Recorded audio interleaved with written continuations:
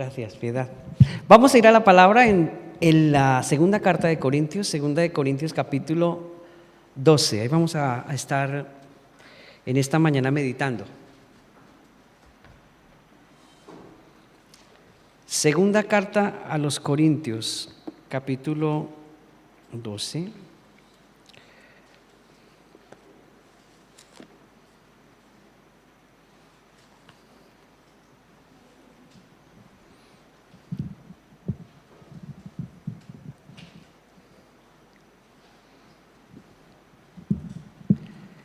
Y vamos a tomar como punto de referencia el versículo 9.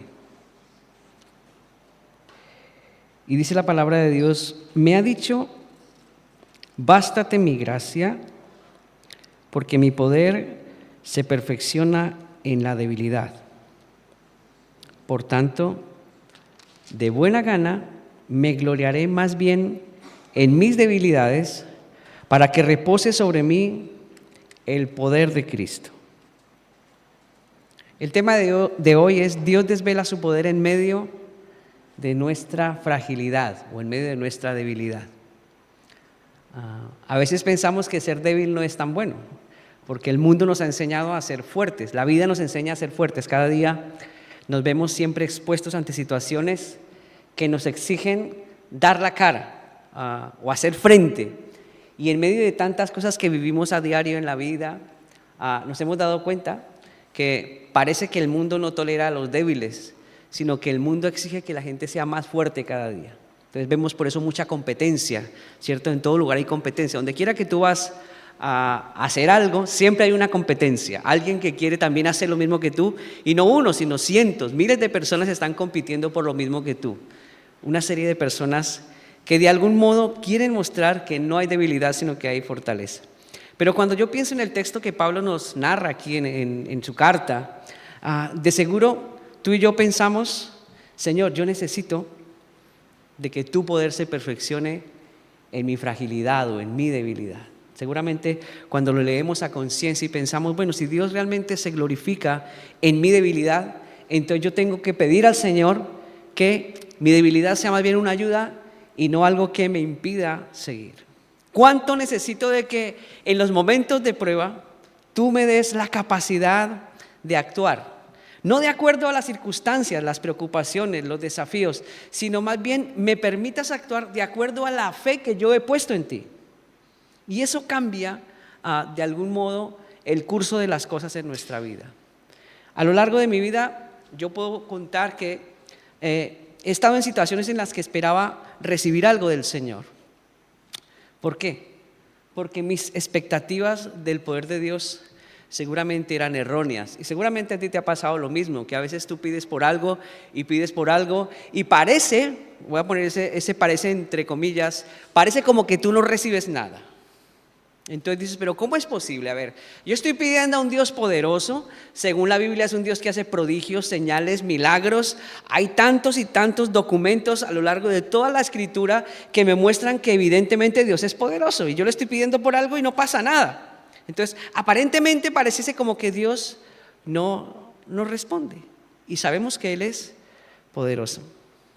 Bueno, decimos: si Dios es tan poderoso, ¿por qué no podría hacer algo por mí?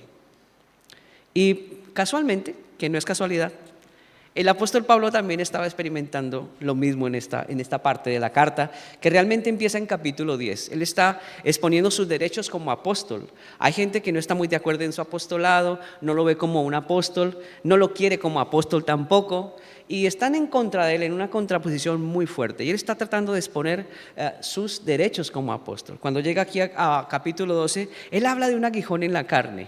Y ese aguijón es precisamente eso por lo cual le está pidiendo a Dios, ¿no? Eres tan poderoso, quítame este aguijón en medio de tantas pruebas, tanta contradicción que tengo en el ministerio por parte de la gente en la que tanto he invertido, y ahora mira lo que estoy experimentando, Señor, ¿no? Y él está así. Pablo está viviendo situaciones que tal vez tú y yo podemos vivir. Sin embargo, Dios lleva a descubrir que el poder que él tiene es ilimitado. Y Pablo tiene que comprobar esto. Pero por ser un poder ilimitado, no quiere decir que Dios lo tenga que derrochar o malgastar. Todo lo que Dios hace, cuando Dios evidencia su poder, lo hace con un propósito eterno. Y eso me gusta de Dios. Que Dios no hace las cosas por hacerlos ni por complacernos a nosotros, que a veces pensamos, bueno, como Él es mi Padre, entonces Él tiene que hacer esto por mí porque yo soy su hijo. Y nos vemos en situaciones bien complicadas y como que en esa posición de hijos un poco como tendiendo a ser mimados, queremos que Dios nos dé, ¿cierto? Y entonces, no es que tú eres mi Padre y como tal tienes que darme. Y Dios dice, espera, yo soy tu Padre, pero yo sé cómo administrar mi poder. Y yo cuando administro mi poder lo hago con mucha sabiduría, lo hago con propósito, con entendimiento, con dirección. No lo voy a hacer porque tú me lo digas, así seas mi hijo. Entonces entendemos que Dios tiene planes eternos cuando manifiesta su poder. Al observar esta parte de la carta de Pablo, vemos que Dios de alguna manera le está queriendo decir a Pablo, yo manifiesto mi poder y lo he hecho tanto en la antigüedad como ahora. Entonces, si Dios pudiera sentarse a hablar con Pablo, le diría, vamos a leer el Éxodo, Pablo, que tú lo conoces. ¿Qué pasó en el Éxodo? Pues tú sacaste al pueblo de Israel de la esclavitud de Egipcio. Bien, ¿y qué hice yo ahí? 10 plagas para sacarlo de Egipto, sí, muy bien. ¿Qué más hice? Abrí el mar rojo, también, muy bien. ¿Qué más hice? En la noche puse una columna de fuego para que les alumbrara y en el día una nube para que el sol no les quemase. Muy bien, ¿qué más hice? Pues enviaste maná para que se alimentaran. ¿Y qué más? Y codornices para que comieran. Muy bien, ¿y qué más? Y hice que de una piedra saliera agua para que bebieran en medio de su sed. Wow, pero eso no lo hice porque sí. Mi finalidad como Dios era llevarlos a una tierra prometida, a una tierra que fluye leche y miel, a una tierra donde podían desarrollar muy bien toda su devoción hacia mí y me pudiesen servir. Aún así no lo hicieron. Muchos se perdieron por el camino, muchos se extraviaron y muchos no llegaron a esa tierra prometida con toda la evidencia de mi poder que les mostré. Muy bien, Pablo se hubiera quedado un poco así como wow. Bueno, ¿y qué me dices después del Nuevo Testamento? Cuando Cristo viene a esta tierra, porque Cristo ya ha ido, recuerden, ha resucitado, ya se ha ido, Pablo está haciendo ministerio. ¿Qué hizo mi hijo? Pues imagínate, dio vista a los ciegos, ¿sí? ¿Qué más hizo? Hizo que los cojos andaran, muy bien. Resucitó muertos, sí, también. Liberó endemoniados, también. ¿Cuántos milagros? Que tanto así que Juan dice que ni siquiera cabrían en todos los libros del mundo las obras que Cristo hizo. Entonces, ¿para qué todas esas evidencias de poder? Tenían como objetividad mostrar que Jesús era el Mesías, el Cristo, el Salvador del mundo. O sea, no fue un derroche de poder para decir, uy, qué poderoso es, sino que aún en ese momento, cuando Dios muestra su poder, a través de su Hijo lo muestra para dar evidencia a la gente de que Él era el Mesías. Podemos entonces notar que Dios no desvela su poder sin más. Siempre hay un propósito detrás de cada manifestación de poder y el hecho de que Dios en ocasiones se abstenga de manifestar su poder, tiene también una razón de ser. Y no nos podemos poner tristes porque a veces no encontramos una respuesta inmediata a lo que le estamos pidiendo a Dios, porque somos impacientes, es verdad, a veces somos tan desesperadamente impacientes que quisiéramos que Dios nos respondiera en el acto. Ojalá después de orar ya tuviera yo la solución en la mano, ¿cierto? Así quisiéramos que fueran las respuestas de Dios cuando hablamos con Él. Señor, mira esto, mira aquello, y que Dios en el acto hiciera... Ahí está tu respuesta. ¿Estás bien? ¿Estás contento? ¿Eres feliz? Sí, Señor, gracias por haberme dado esto. Pero no, Dios se abstiene porque detrás de todo lo que Él hace hay una razón de ser. Hay 3 cosas que quiero mostrar en este texto que tienen que ver precisamente con el tema de hoy. Y en primer lugar es que Dios desvela su poder para mostrar nuestro corazón. Cuando empezamos a leer el capítulo 12, notamos algo interesante, que es el capítulo en el que estamos, capítulo 12, versículo 1. Dice, ciertamente no me conviene gloriarme, dice Pablo ahí. ¿Qué está pasando en el contexto? Pablo está narrando una experiencia espiritual. Pablo está diciendo que conoce a un amigo, dice, que un día fue al tercer cielo y escuchó cosas impresionantes que a ningún hombre le es permitido oír, pero tampoco podía expresar. Dice, yo que conozco a este hombre podía gloriarme de eso. Los eruditos dicen con referente a este texto que no es que Pablo hubiese conocido a un hombre, sino que fue Pablo mismo quien vivió esta experiencia. Es Pablo mismo quien fue a ese tercer cielo, vio el paraíso y escuchó, dice, palabras inefables, o sea, de difícil interpretación, que por más de que él quisiera hoy sentarse aquí a explicarnos qué fue lo que escuchó, nosotros no podríamos ni entenderle ni él podría expresarlas. No encontraría las palabras para expresar lo maravilloso, lo hermoso, lo glorioso que él escuchó allí. No, dice Pablo, no sé. Y si yo podría gloriarme de eso, dice versículo 5, hablando Pablo, de tal hombre yo me gloriaré, pero está hablando de él en referencia. Y versículo 6 dice, si quisiera gloriarme no sería insensato. O sea que al principio tal vez Pablo dice, no quiero gloriarme, pero como que sí quiero gloriarme de esto. Es interesante cómo se van dando las cosas en el tema. Versículo 1, no conviene gloriarme. Versículo 2, de tal hombre me gloriaré, o sea, de mí mismo. Versículo 6, sí quiero gloriarme, si quisiera gloriarme no sería insensato. ¿Qué disyuntiva? ¿Cierto? No conviene gloriarme, pero sí me quiero gloriar. Al fin, ¿qué, Pablo? Decídase. Ante esta realidad, Dios tiene que dar una respuesta. Y es curiosa la respuesta. Versículo 7. Mire lo que Pablo está diciendo. Y para que la grandeza de las revelaciones no me exaltase desmedidamente, dice, me fue dado un aguijón en la carne, un mensajero de Satanás que me abofetee para que no me enaltezca sobremanera. Wow, yo puedo entender a Pablo. Él es un ser humano, ama al Señor, sirve al Señor, pero una experiencia como esa no la tiene cualquiera. Si los seres humanos a veces nos gusta fardar, ¿es la palabra? ¿Estará bien dicho? Cuando nos hacemos al lado de un famoso, ¿no? Ay, mire que yo estuve ¿con quién? Alardear o fardar, sí. Estuve con Shakira y estuve hablando con ella y me cantó una canción a mí. Wow, de verdad, sí. Y tengo un vídeo además, mire. Entonces queremos mostrar a veces con quién estamos y con quién nos relacionamos. Así somos los seres humanos. Esa es nuestra triste realidad y nuestra triste condición del corazón. Tú imagínate que Pablo les está contando a las personas de algo sobremanera impresionante, sobrenatural, glorioso, que ningún mortal ha visto ni ha experimentado. Decía, sí, yo puedo gloriarme de eso. Pero Dios le dice, no, Pablo, eso no puede ser así. Y envía un mensajero de Satanás que le abofetee, dice, un aguijón en la carne para que no se enaltezca. Dios vio algo en Pablo que no era correcto y puso un aguijón en su carne. Pablo lo describe como un mensajero de Satanás que lo estuvo bofeteando todo el tiempo. O sea, cada vez que Pablo quería sacar pecho, algo le pasaba. La verdad, los eruditos no logran descifrar cuál es ese aguijón en la carne. Unos dicen que fue una enfermedad que él padecía de los ojos, pero eso no está concluyente.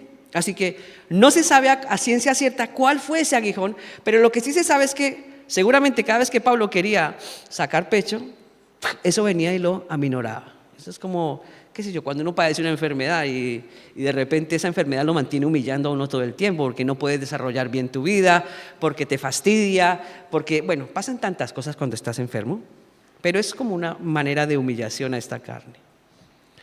Así que cuando Dios desvela su poder, Él quiere que conozcamos primero nuestra condición, nuestro corazón. Sepamos a ciencia cierta si podemos mantener un perfil bajo, sin creernos más importantes o más consentidos o más mimados por Dios que otros cristianos, o quizás nos sintamos más espirituales porque Dios ha manifestado su poder en favor nuestro. Y esto me pone a pensar, nosotros como iglesia, cuando salimos a compartir el mensaje de salvación, cuando salimos a hablar con las personas, muy seguramente Dios nos puede usar. Muy seguramente Dios puede manifestar su poder y su gracia.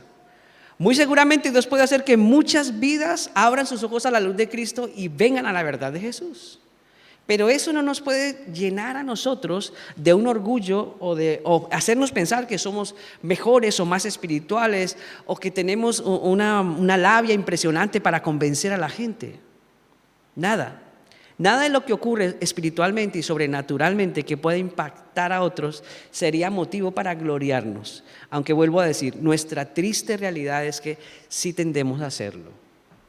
Siempre que tenemos la oportunidad de que Dios manifieste su grandeza a través nuestro, como que se nos infla el corazón, ¿no? Como, ay, uy, mire, la gente sí me escucha, ay, mire cuántas personas oyeron el evangelio por mí, es que yo lo hago bien, es que no sé qué, no. Y en el cielo Dios diciendo, No se le olvidó que es mi espíritu el que lo hace. Se le olvidó que es mi espíritu el que lo hace. Uno de tantos vídeos que a veces veo en mi locura, veo a un hombre que está haciendo un milagro, está como alargando un pie, el otro, y dice el hombre ahí en su disertación: uy, se me ha ido la mano, parece como que le largó un pie más que el otro, y empieza a jugar con eso, ¿no? Y yo me ponía a pensar, ¿será que este hombre sí se está dando cuenta que es Dios que lo hace, o él piensa que es él el que lo hace? En realidad no es constatable ese milagro, era un montaje. Pero yo después pensaba en eso, ¿no? Cuántos montajes hay, cuántas cosas, y la gente se gloría de eso, ¿no? Todo lo que Dios nos permita hacer, todo lo que Dios nos permite decir, y el impacto que Dios puede causar en una vida, créame, no es por nosotros, es por el Señor. Así que cuando tú ves que una vida se convierte a Jesús, viene a Jesús, entrega su vida a Cristo, no es por el trabajo del pastor, ni por la iglesia, ni por nada de eso. Es por el trabajo del Espíritu Santo a través de la gente. Y Pablo tiene que entender eso. Pablo es todo un apóstol, es todo un señor apóstol. Un hombre con una experiencia de llamado que casi ninguno puede decir que la tuvo como él. Ustedes lo conocen, saben cómo fue llamado él al apostolado. Él iba camino a Damasco en su caballo, una luz resplandeciente se le aparece, él cae del caballo, escucha una voz que dice: Pablo, Pablo, yo soy Jesús a quien tú persigues, dura cosa te es dar coces contra el aguijón.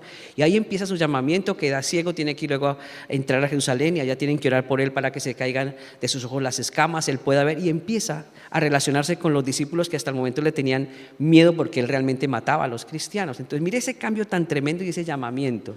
Y Pablo podía gloriarse de eso, pero no tenía derecho ni siquiera a eso.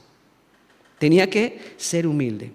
Cuando Dios manifiesta su poder, yo pienso en primer lugar al leer esta escritura es que Él quiere desvelar qué tal está nuestro corazón. Si nuestro corazón puede asimilar eso o no lo puede asimilar. Y a veces pienso que no es tanto la falta de fe el hecho de que Dios no manifieste su poder y su gloria en prodigios y señales, sino que a veces Dios, conociéndonos, también dirá: estos aún no tienen la capacidad de asimilar mi gloria ni mi poder. Porque al mínimo que yo manifieste mi poder en ellos, ellos van a creer que son ellos y se van a llenar de ego, de orgullo. Imaginaros que en casa de oración un día Dios reventara en milagros y prodigios. Entonces, ¿qué pasaría? Somos la única iglesia en Mérida en donde Dios manifiesta su gloria y su poder. Vamos a tener un canal de televisión y vamos a mostrarle a todo el mundo, ya no España, sino que el mundo conozca lo que está pasando en Mérida. Y entonces sacamos video: esto es lo que está pasando en Mérida. El Señor, señales, prodigios, milagros. Automáticamente nuestro corazón hace eso. Eso pasa en el mundo. Cuando Dios da una pizca de la manifestación de su poder, inmediatamente nos llenamos de un ego extraño y queremos que nosotros sobresalir y sobresaltar. Pablo está en una disyuntiva acá y dice: quiero gloriarme, pero no gloriarme. Y el Señor le dice: no, mira, ¿sabes una cosa? Voy a enviar un mensajero de Satanás para que te esté abofeteando todo el tiempo y te baje de la nube. ¡Wow! ¿Y cómo nos hace de falta que nos abofetee el Señor a veces? Porque Él conoce nuestro corazón. Él sabe que somos así. Él sabe que somos así. Y en su misericordia, yo creo firmemente, en su misericordia, Él manda un mensajero de Satanás para que nos abofetee y nos centre. Segundo, Dios desvela su poder para enseñarnos que su gracia es suficiente en medio de la prueba. Dice la Biblia que Pablo está tan fastidiado por ese aguijón, o sea, no es fácil. Tú imagínate que todo el tiempo está siendo asediado por eso que Pablo llama el mensajero de Satanás. Todo el tiempo, o sea, Pablo, No sé si a usted le gustaría que cada 2 por 3 le estén dando un guantazo en la cara. A nadie le gustaría eso. Pablo, yo creo que se siente así, está hastiado. Mira lo que dice el versículo 8. A ver si usted lo puede leer conmigo. Respecto a lo cual, 3 veces he rogado al Señor que lo quite de mí. O sea, Pablo está cansado de esa experiencia tan triste, de esa humillación constante, y dice: Señor, ya no más mensajeros de Satanás. Déjame en paz, por favor. Quítame este aguijón que me fastidia todo el tiempo ser humillado por esta situación. Dios le ha respondido: bástate mi gracia. O sea, no le voy a quitar el mensajero. Y es algo curioso lo que aparece en este versículo, porque vemos a Dios, es algo es curioso, lo lee uno por encima, pero es algo que ni yo entendí. Dios dándole explicaciones a Pablo de por qué él, siendo Dios, actúa como actúa en la vida de Pablo. Dios le dice: bástate mi gracia. Yo, como Dios, lo hubiera dejado así. Si yo soy Dios, soy el Señor, no doy explicaciones. Señor, pero ¿por qué me mandaste? Mira, Pablo, bástate mi gracia, ya está. Pero el Señor dice: bástate mi gracia, porque mi poder se perfecciona en la debilidad. O sea, le está dando explicaciones. Estoy haciendo esto porque hay una razón de ser, Pablo. Hay un objetivo divino, celestial. Hay una dirección. Hay algo que yo, como el Señor, quiero hacer en tu vida. Es como si Dios le dijera a Pablo: estoy actuando de esta manera en tu vida por esta razón. No tendría Dios por qué haberle dado razones. Siempre le hubiera dicho: bástate mi gracia, y se acabó. Y esto dice mucho de Dios. Esto dice mucho del Dios que tenemos. Un Dios, primero, que nos escucha, pero también es un Dios que nos responde. Y es un Dios que, sin tener por qué, nos da razones de por qué actúa como actúa en nosotros. Y esto hay que agradecerlo mucho al Señor. Esto hay que agradecerlo mucho al Señor, porque Él es el Dios que hizo los cielos y la tierra. Es el Dios de la creación. Es el eterno, el sublime, el todopoderoso. Nosotros no podemos verlo, porque si lo vemos, morimos. Y Él nos escucha, nos da respuesta y nos dice por qué. Me encanta este verso. Cuando hablamos de gracia, que es lo que atañe a este segundo punto, me preguntaba: ¿qué es esto? Porque el Señor le está diciendo a Pablo: bástate mi gracia. Pablo, Señor, que me está bofeteando cada rato, estoy cansado de esto. Listo, Pablo, pero ¿sabes una cosa? Bástate mi gracia, porque mi poder se perfecciona en la debilidad. Cuando hablamos de gracia, estamos hablando del mayor de los regalos que Dios ha podido dar al hombre. Hablar de gracia es hablar del sacrificio de Jesús por la humanidad, que no es cualquier cosa. Dios envió a su Hijo al mundo, dio a su Hijo. Ricky, ¿tú darías a tu niña para que un impío se salve? Honestamente, ¿cierto que no? Primero te mueres antes de entregarla. Pues imagínate lo que Dios hizo. Dio a su único, dice la Biblia, a su único Hijo, lo entregó por mi pecado, por tu pecado, sin tener por qué. ¿Qué lo motivó a Dios a hacer eso? Dice: de tal manera amó Dios. Y ahí te tienes que poner tu nombre personal. Te amó a ti, me amó a mí. Dio a su único Hijo. Eso es gracia. Y yo no lo merecía. No lo merecía, porque mis pecados antes me retiraban de Dios muchísimo, kilómetros, millas de distancia. Pero eso no importa. Te amo, te doy a mi Hijo. Eso es gracia. Hablar de gracia es hablar de Jesús pagando por nuestros pecados, para hacernos libres, para hacernos perdonados, para hacernos santos, para hacernos hijos de Dios, con todos sus premios y también con todas sus demandas. Porque cuando tú te haces hijo de Dios, realmente Dios tiene muchas cosas para darte. Dice que somos herederos y coherederos en Cristo Jesús. Pero también, como hijos, tenemos demandas de parte de Dios. Así que cuando Dios, en respuesta a la oración de Pablo, le dice: bástate mi gracia, le está diciendo: te he dado mi propio Hijo. Pero no solo eso. Romanos 8:32 dice algo interesante. Romanos 8:32 dice: el que no escatimó a su propio Hijo, está hablando de Dios, sino que lo entregó por todos nosotros, dice, ¿cómo no nos dará también con Él todas las cosas? Y esto ya es una añadidura mayor. Romanos 8:32. El que no escatimó a su propio Hijo, sino que lo entregó por todos nosotros, ¿cómo no nos dará también con Él todas las cosas? Por eso no era loco lo que Dios le estaba respondiendo a Pablo. Le estaba diciendo el Señor: bástate mi gracia, porque con la gracia vienen muchas más cosas que tú desconoces. Ya, si te doy a mi Hijo, que es lo máximo, no solo quiero que sepas, Pablo, que te voy a dar a mi Hijo, sino que todas las demás cosas te serán dadas. Cuando entramos en la desesperación, en la angustia y preocupación por las pruebas o problemas que estemos pasando, debemos recordar solo una cosa: Señor, tu gracia es suficiente. Si se nos olvida la gracia, nos desesperamos. Cuando perdemos nuestra vista de la gracia de Dios, realmente perdemos todo. Porque si no entendemos que la gracia es lo más sublime, su Hijo dado a nosotros, cualquier problema nos come con patatas. Cualquier problema, cualquier situación, cualquier dificultad, cualquier necesidad viene y nos devora. Cuando dejamos de lado la gracia, estamos perdidos. Dios le dice a Pablo, bástate mi gracia. No puede haber nada mayor que esto. Ni tus problemas, ni tus preocupaciones te deben hacer olvidar de quién es Jesús para ti. Quiero que veas un video para que entiendas un poquito más este contexto.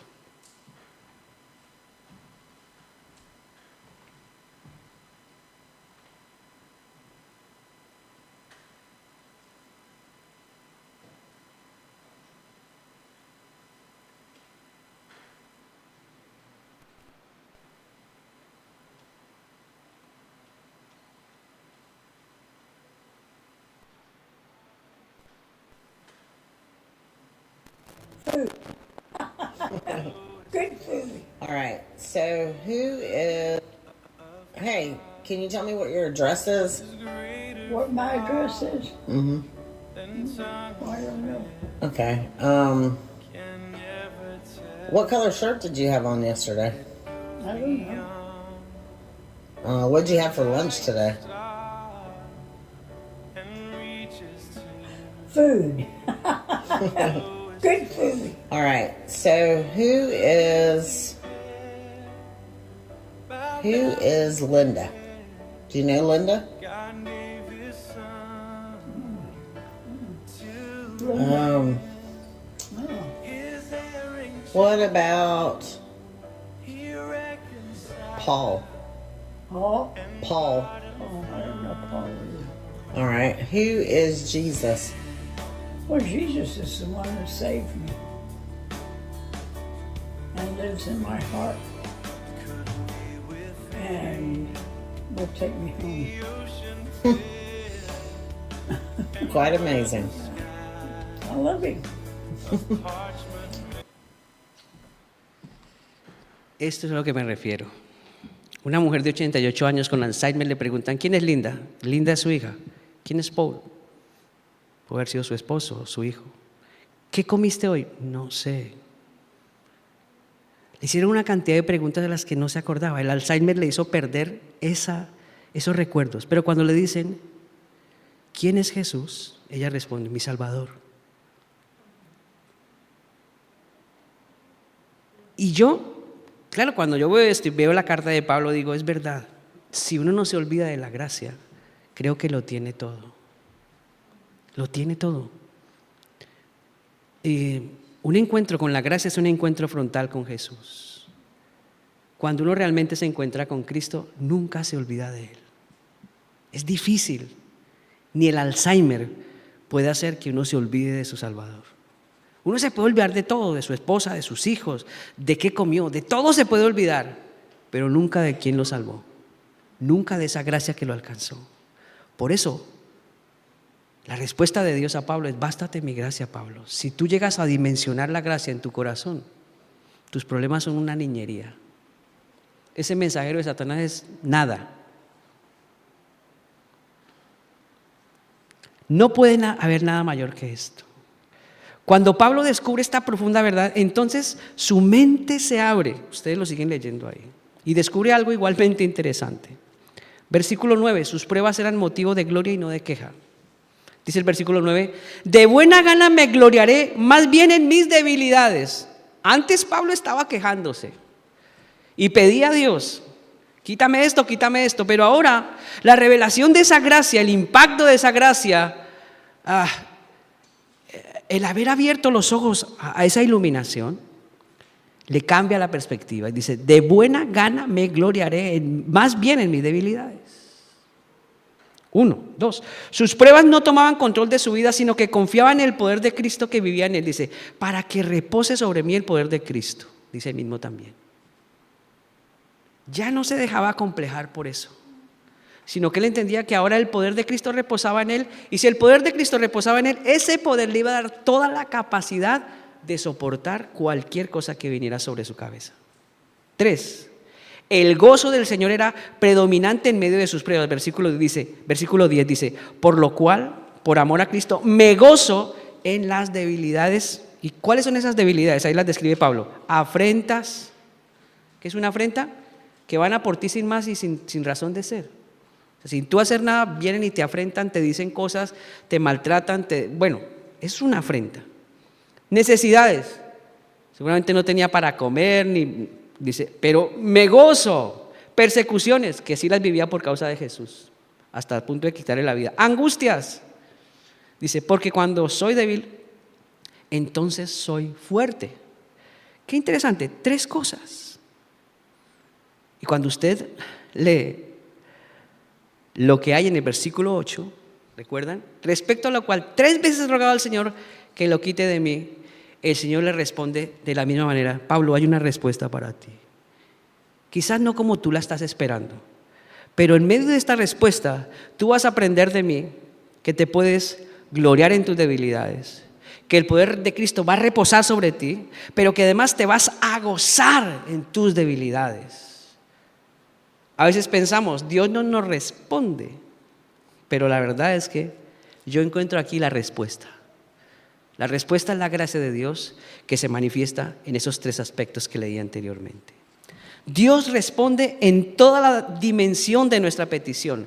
Él no se olvida de las veces que estamos ante su presencia clamando. Y me gusta porque Pablo dice, yo he estado 3 veces pidiendo por lo mismo. Y a veces nosotros decimos, Señor, ¿cuántas veces he pedido por esto y por lo otro y por lo otro? Llevo tantas, ya no sé ni cuántas veces te he pedido. El Señor dice, no te preocupes, pero yo sí sé cuántas veces me has pedido por lo mismo.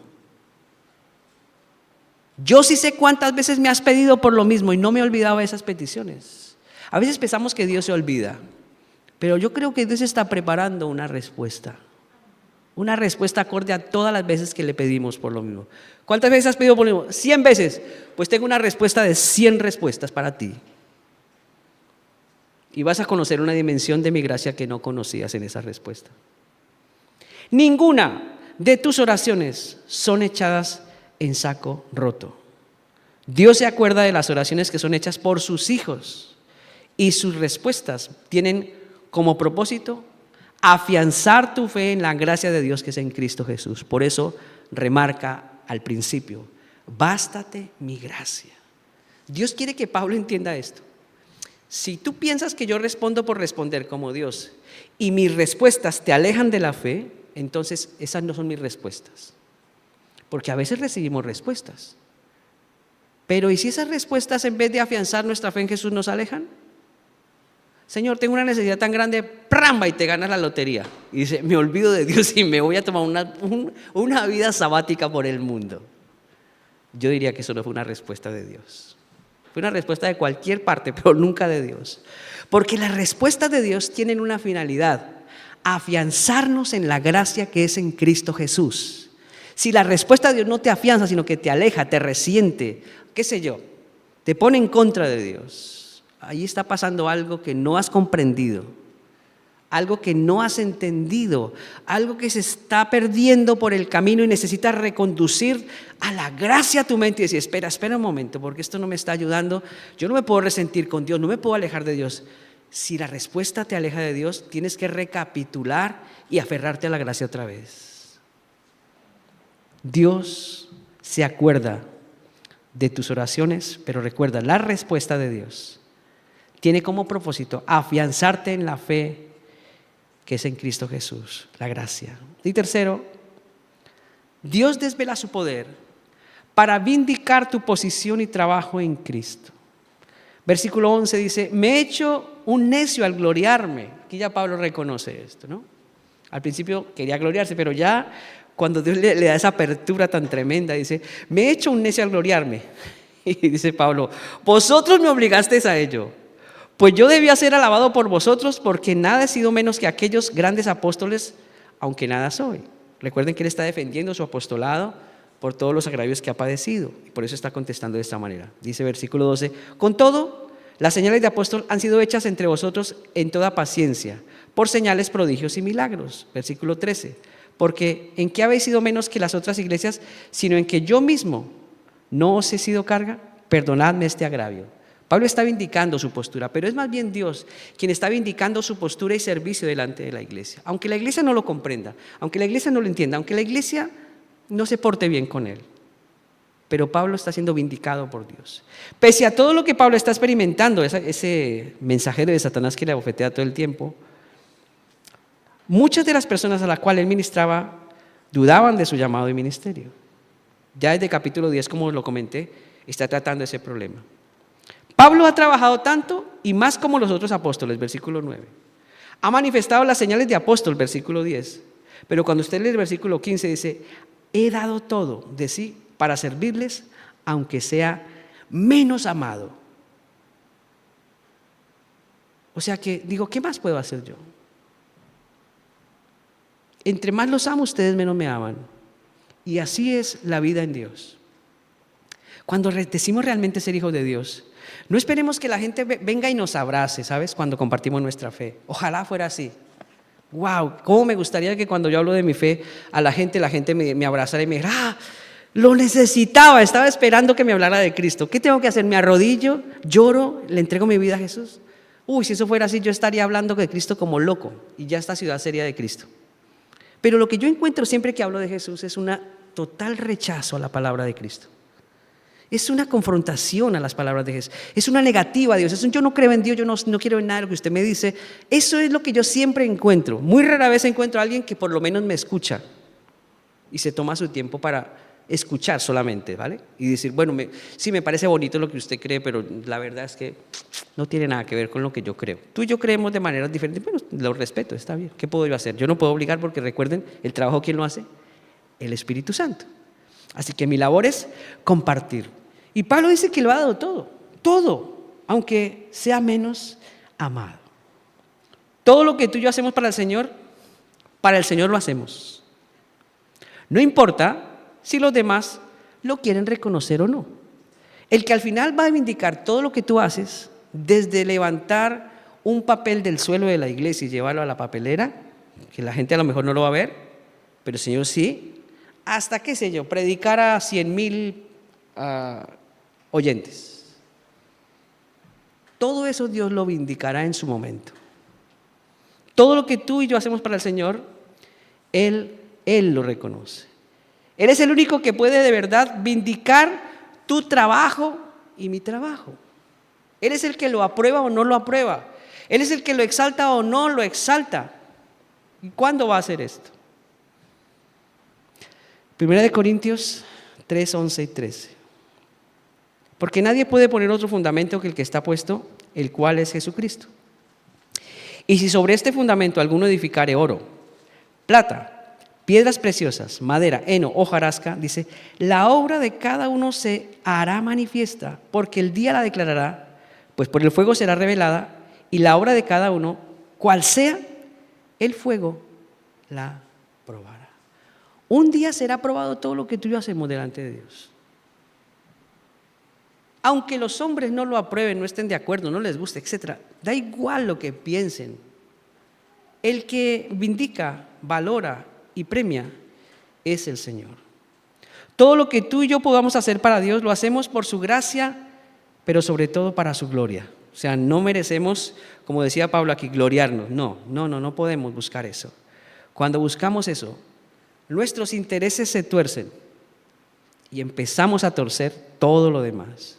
Cuando buscamos gloria de hombres, cuando buscamos reconocimiento de personas, cuando buscamos, no sé,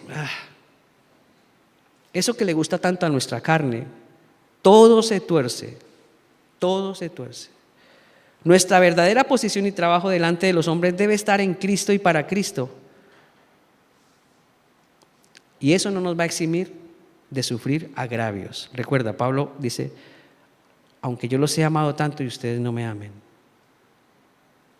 Por lo cual, dice el versículo 10, por lo cual por amor a Cristo me gozo en las debilidades, en afrentas, en necesidades, en persecuciones, en angustias, dice Pablo, porque cuando realmente soy débil o cuando soy débil, entonces soy fuerte. Y es ahí donde Dios se glorifica. No en los que pensamos que somos grandes y fuertes, elocuentes, vistosos, qué sé yo, importantes, con renombre, con abolengo, con pedigrí, qué sé yo. Tantos sinónimos que puedo sacar ahora mismo. A Dios no le importa eso. Él quiere vernos como gente frágil, dispuesta delante de Él. Y cuando somos frágiles delante del Señor, entonces el Señor muestra su gloria y su grandeza. Es ahí cuando Dios puede realmente ser operativo en nosotros. Pero cuando hay un ápice, un solo ápice en nosotros de que podemos hacerlo, que no lo necesitamos a Él, es ahí cuando Dios se frena y dice, mira, hazlo tú a ver cómo te va, hazlo tú. ¿Tú no quieres que yo me manifieste a través de tu vida? No pasa nada, ya habrán otros 10 que sí querrán. Recuerda cuando Elías decía, Señor, yo soy el único que no ha besado los Baales, ni ha doblado rodillas ante las imágenes de Baal, ni nada. Y el Señor le dice, tengo 7,000 reservados que no han besado los Baales ni han doblado rodillas. Así que a veces cuando nos creemos importantes o prescindibles, el Señor dice, si tú te vas, tengo 7,000 que lo harán por ti. Entonces, ¿nos conviene o no nos conviene más bien ser humildes? Yo creo que nos conviene ser humildes. Nos conviene tener un perfil más bien bajo delante del Señor y decir, mira Señor, lo que tú quieras hacer, hazlo. Aquí estoy, no quiero pretender ser más que nadie, ni aparentar ser más que nadie. Yo lo que quiero es ser débil para que tú seas fuerte en mí. Concluimos. Las dificultades son permitidas por Dios para que por medio de ellas descubramos algo acerca del carácter y poder de Dios que no conocíamos. Y Pablo aquí conoció cosas de Dios que él no conocía. Job dijo, de oídas te había oído, y miren quién fue Job, ¿no? Ese sí que sufrió, según la Biblia, de verdad pruebas difíciles. Perdió a sus hijos, su riqueza, sus tierras, se enfermó, tuvo una sarna que casi que le molía el cuerpo.